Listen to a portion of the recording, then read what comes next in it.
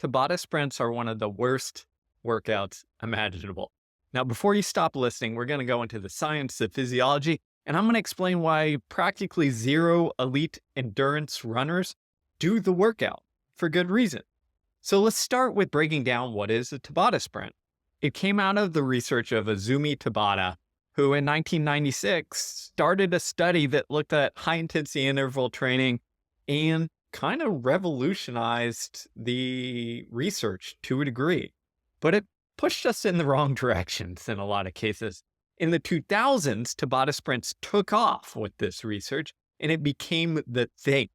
So what's the workout? It's 8 by 20 seconds hard with 10 seconds recover. The original research was done on an exercise bike, and that's important. We'll get to that. The 20 seconds hard was originally at roughly 170% of VO2 max, which if you translate to that running, it's a little tough, but it comes down to something faster than 800 pace. So 400 to 600 meter pace all out, which is kind of a controlled near max effort. So not quite sprinting all out for 100 meters, but pretty dang close. So it's a very intense workout. And the research showed or claimed that it was one of the most effective ways to increase VO2 max or aerobic capacity. But there's a lot of problems once we stop there and get into the research and get into the physiology. So what's wrong? Okay, first off, VO2 max does not equate aerobic performance. Okay, I think that's really important, but a nuanced piece. We'll come back to that. The second part is the research was on novices. Okay, this is really important because when we look at novices or even moderately trained individuals, we know there's something called the clean slate phenomenon, which basically means because they haven't exercised that much, they will adapt to anything positively. In my former world of coaching college and high school athletes and runners, we used to call this the crazy high school workout phenomenon. As a college coach, you get these high school kids in, and some of them would do, by conventional wisdom, crazy stuff. You'd see 5-6 days in a row of intense intervals, but these athletes would get better. They would run pretty fast. Why? Because when you're in high school and you're a novice and you're not exposed to a lot of training and stimulus, you adapt to whatever, even crazy stuff, because it's all new. The problem is, over the long term, you stop adapting to things and you need appropriate stimulus. You need appropriate progression. Okay, so that's number two, is we saw clean slate phenomenon. Everything works. Secondly, the increase in VO2 max that I talked about. So VO2 max testing isn't just about aerobic performance. Although VO2 max reflects aerobic capacity, what we know from the research is that it's also tied into muscle recruitment and activation. This is why VO2 maxes are higher if you do a test in ski erg, where you're using both your arms and your legs, everything in between, to power. Why? Higher muscular activation, higher oxygen demand, VO2 max actually goes up a little bit. Okay, this is why VO2 max is specific to the test that you do for cycling or running or skiing, whatever have you, swimming. It's specific to that test. If we did it in another test, your VO2 max would be different. So if we tested a runner on a bike, probably lower than if we tested them on the run. Why? They're used to recruiting muscle fibers in a specific way when we run. If they're a runner, and they're not going to be able to activate or recruit as many fibers on the bike. Okay, so what is this? When we look at Tabata sprints, one of the things they do, because they're very intense, is they recruit a lot more muscle fibers. Hindemann's principle, muscle fibers are recruited from slow twitch to fast twitch, but in relation to the intensity or the demands of the activity. So if we do something really demanding, we have to call upon more muscle fibers to carry the force load. Okay. So one of the positives of this intense work is it forces our body, especially if you're a novice or an intermediate athlete who hasn't done a lot of hard work, it forces them to recruit a bunch of muscle fibers that they haven't used, really. So over the 4-6 weeks of the research, increased muscle fiber recruitment, learn how to use them, VO2 max still goes up without maybe as big of a bang for a buck for the other contributors to aerobic performance. Okay. Tied into that, the research is short term. So most of these studies are about 6 weeks in length, some a little shorter, 4 weeks, some a little longer, 8 weeks. But what they do is they recruit generally novice or intermediate athletes who are often recreational, who are doing some jogging or biking a couple days a week, and you throw in this intense work into it. What is that? If we look at it from a coaching standpoint, it's peaking. During the last 6 weeks, 4 weeks of the season, you go pretty intense. You peak. Early on, you do some more longer aerobic stuff, build that foundation base, and then you top it off and you peak and you get a little faster. So most of these studies, because of their short term, are just testing an idea of periodization called peaking. That's it. Add some intense stuff, you get better. The problem is, and we've known this from research and 100+ years of practical training and coaching, is that if we hold that intense stuff for too long, we start to go backwards. Our aerobic system, the seesaw balance between aerobic and anaerobic, of speed and endurance gets tilted. Our aerobic system regresses. We start to get stale, and our performance goes in the wrong direction. It's what Arthur Lydiard talked about, 60 years ago, the famed endurance coach. Okay, so we start to see all of these problems arise, right? And the other part, the last thing I'll mention that I tried to mention at the top is it was also, the workout was specific to biking initially.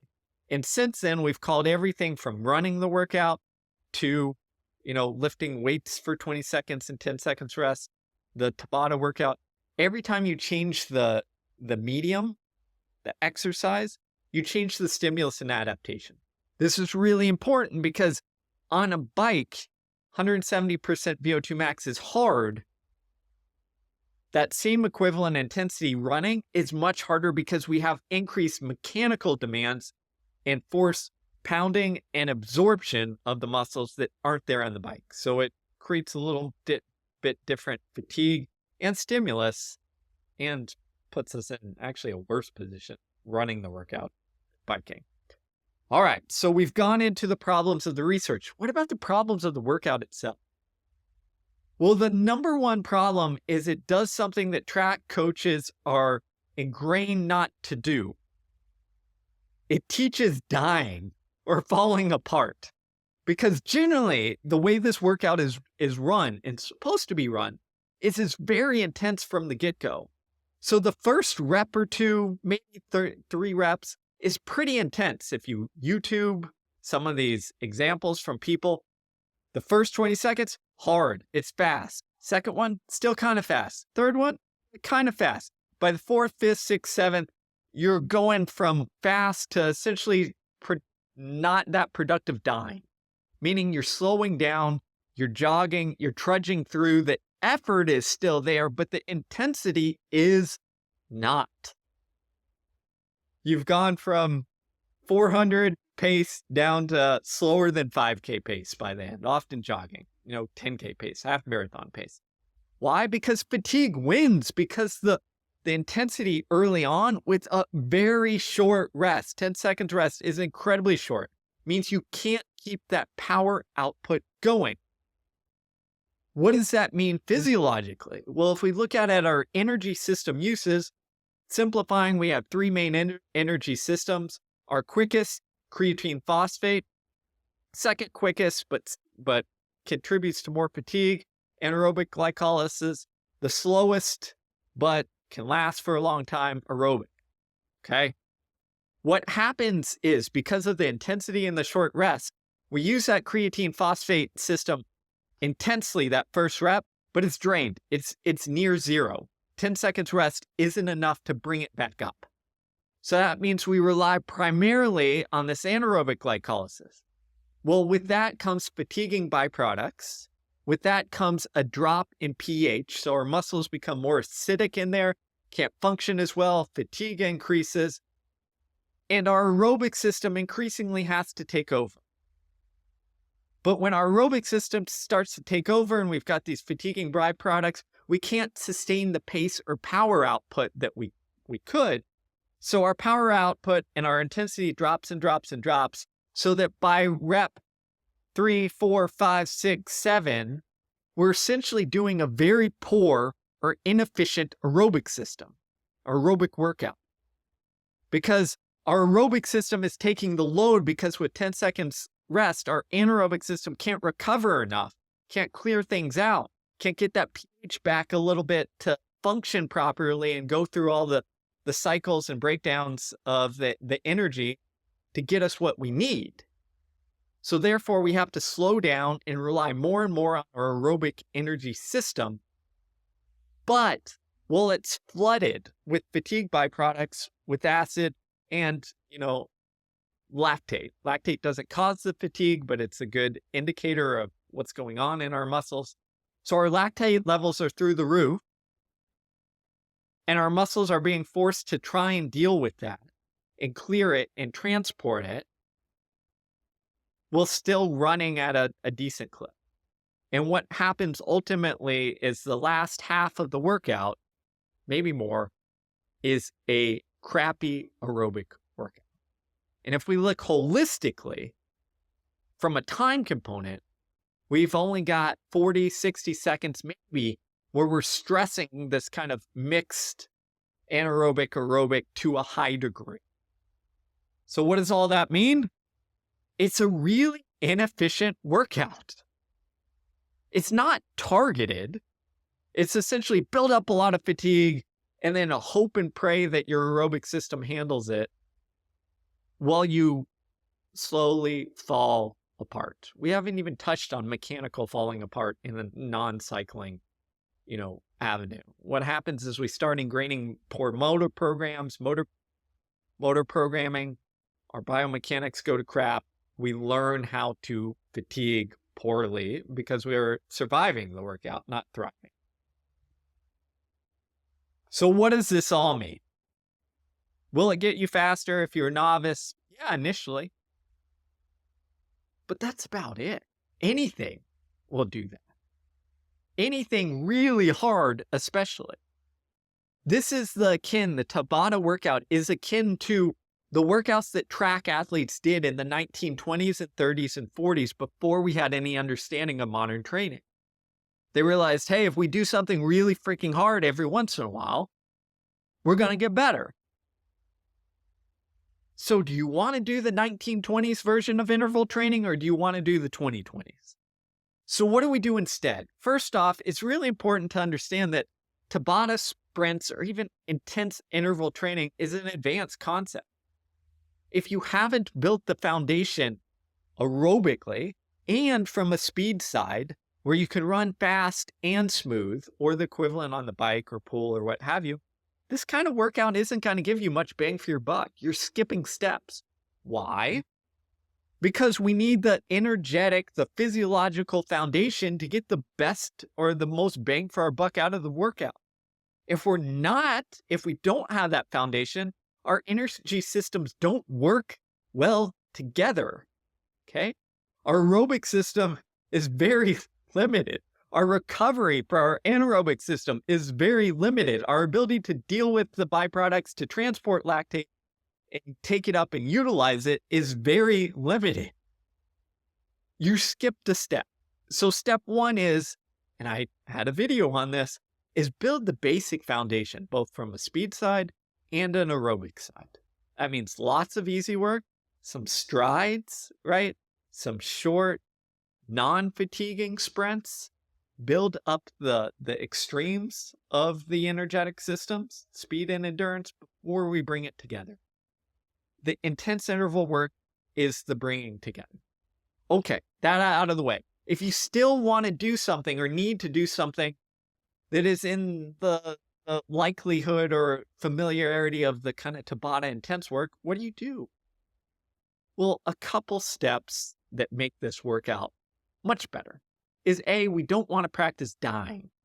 The goal of a good interval session, regardless of what it is not to fall apart, is to challenge you in a way that you get to the final interval or two and are working hard, but can maintain that pace. Why? Because if we look at the total stimulus of the workout, meaning the time spent training at this intensity, we want to even that out across the whole thing. So if, for example, I give you 10 by 400, my goal is not to start those 400 at 60 seconds and die to 75.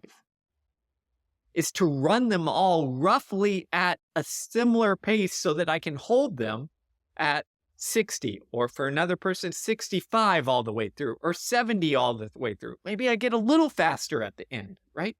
But that's the point, because the more time we can accumulate that specific stimulus, let's say 70 seconds per 400, if you're trying to run a 440 mile, the more adjusted to that pace and the better adapted physiologically to that training stimulus we're going to be. Okay, so from a workout interval standpoint, we want it, again, it's not going to be easy, but in a challenging manner to hold that pace or intensity from the beginning to end. Again, some adjustment here and there for the goal of the session, but generally that's what it is. Second, we want to be able to progressively overload the stimulus over time. When we look at Tabata sprints, it's this essentially, hey, you're going near all out the whole time. Your only progression is to hope and pray you make it a rep further or a little bit further without falling apart. Good interval training allows for progression in multiple domains. So let me give you an example. Instead of starting with 8 by 20 seconds, hard, very hard, with 10 seconds recovery, we need to lengthen the recovery session and slow down the pace so that we have somewhere to go. So instead, maybe you start with 8 by 20 seconds at 800 meter pace, 30 seconds recovery. And then over time, what happens is we can either extend those intervals so we can go from 20 second at 800 meter pace to 25 seconds to 30 seconds. We can decrease the rest. We can go from 30 seconds rest to 25 seconds rest to 20 seconds rest. We can extend our ability to last at that pace. So go from 8 reps to 9 reps to 10 reps. We can even get a little faster. We can go from running those 20 seconds at 800 pace to a little faster to eventually 600 meter pace, etc. Okay. There's multiple domains to increase the stimulus, to increase the adaptation in that specific direction over time. If I was to build out a workout example that's similar to Tabata, what I would start with from the beginning is 100 meter strides with longer rests, maybe even 60 seconds rest. Why? We want to run fast and not fatiguing, maybe at a mile pace. And then we go to 100 meter strides with 45 seconds rest, then 30 seconds rest. Then we're going to lengthen that out. We're going to go 150, 8 by 150 with, let's go up in terms of rest. Let's go to 60 seconds rest, 8 by 150, mile pace. We get a little faster, maybe 8 by 150. Instead of at 20 seconds per 100 meters, we go to 19 seconds per 100 meters. And you get the idea, you progress it. That's what it's all about. Tom Tellez, the famous coach of sprinters Carl Lewis, Leroy Burrell, etc., had a wonderful progression that he used on this. He'd start with hundreds. He'd do sets of 10 by 100 at, again, roughly mile pace. Shorten the rest. Eventually, he'd move that to 200, and we do 8 by 200. And he had a progression where he went 8 by 200 at a certain pace, let's say 8 by 200 in 32 seconds. And you go 8 by 200 in 32 seconds week 1 with 90 seconds rest. And then week 2, you do the same workout, 75 seconds rest. Week 3, same workout, 60 seconds rest. Once you got down to 60 seconds rest, The next week, you'd go 8 by 200, back up to 90 seconds rest, but instead of running 32s, you try and run 31s or 30 points. And then you go 90 seconds at 31s, 75 seconds, 60 seconds, etc. Now, one more point here that I have to make is the short recovery. So the shorter the recovery, the more aerobic we make the workout. So generally, when we're looking at an intense workout that is mile pace or faster, and remember, these Tabata sprints are at 600 to 400 meter pace, or the equivalent, roughly. If we make the workout, the rest too short, what happens is fatigue takes over, and we essentially turn this into a pretty crappy aerobic workout where we're just hanging on. Okay, if we wanted to do an aerobic workout, we generally make the pace a little slower, maybe 3K pace with very short rest. Why? 3K pace or a little faster will target VO2 max. That's roughly you can hold on to VO2 max pace for, again, 8 to 10 minutes, again, depending on the individual and level. For college or elite athletes, that's 3K pace or thereabouts, okay?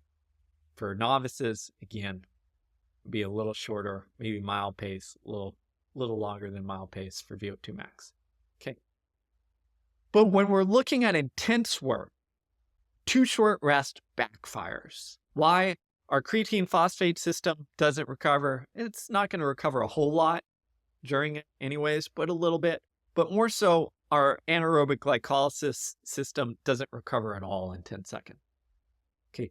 We need it to recover just a little bit so that the entire energetic demands of running, 200s at 30 seconds or whatever have you, doesn't have to be covered aerobically because it can't, right? No one is running 30-second 200s, even elites, at maybe Jakob Ingebrigtsen could, but most aren't. No one's running 30-second 200s where it's covered completely aerobic. Okay. So what that means is we need a little of that anaerobic system to cover the energetic gap. And if our recovery is too short, we don't have that. So generally, once we get below 1-to-1 rest to recovery, so 60 seconds hard, 60 seconds rest, on anything mile pace or faster, it becomes incredibly difficult. Okay, incredibly. So generally that 1-to-1 less than that is reserved for really elite or high level athletes because their systems recover a little bit better. They can hang on to the pace, et cetera, et cetera. For novices, beginners, even intermediate athletes, it's not going to do it. Fatigue's going to take you over. So pay attention to that rest recovery when we're going pretty fast. All right. I've covered a lot here. I've thrown all sorts of physiology science. It's not that I'm against totally Tabata sprints. Maybe they have a role, more so in cycling where there's not breakdown in mechanical load. But it's just really not a good workout. That's why, as I said, if you look at and have hundreds of elite distance runners, middle distance runners, long distance runners, basically no one does the workout. There's exceptions here and there, but I've seen, again, hundreds of world-class athletes. I've got copies of all their workouts. I've coached dozens of Olympic trials, qualifiers, all the way up to Olympians. No one does that workout because it's just not a very efficient way to do it. It's not an efficient way to train our aerobic system, our anaerobic system, anything. It works in the lab because clean slate phenomenon. Anything hard will work. It's the crazy high school workout phenomenon. It's the 1920s, 30s interval phenomenon. Crazy works, especially when you have no training stimulus and you don't get hurt, hopefully, is you get a boost. But there are much, much, much better ways to do it. Find those. Don't have to listen to me. Go talk to a good high school track coach or college track coach or a pretty good runner. They'll tell you the same thing. We've got over 100 years of learning how to develop workouts well, and the Tabata Sprints are not one of them. Thanks for listening. I'm sure I'll get all sorts of negative feedback from somebody. That's okay. I got the science. I got the practicality of coaching. My job is to inform. And yeah, this is my opinion to a degree. But again, history and physiology is on my side. So hopefully this educated and updated you. If you fell for the Tabata Sprints, don't feel bad. It's easy to fall for stuff that's research-backed without understanding and looking at the actual research. It's why I, as a trained exercise physiologist, can do that. And that's why I'm making this video. If you enjoyed this breakdown of the concepts of physiology of exercise and running, subscribe and check out my other videos and check out my books. Thanks, everybody. Take care.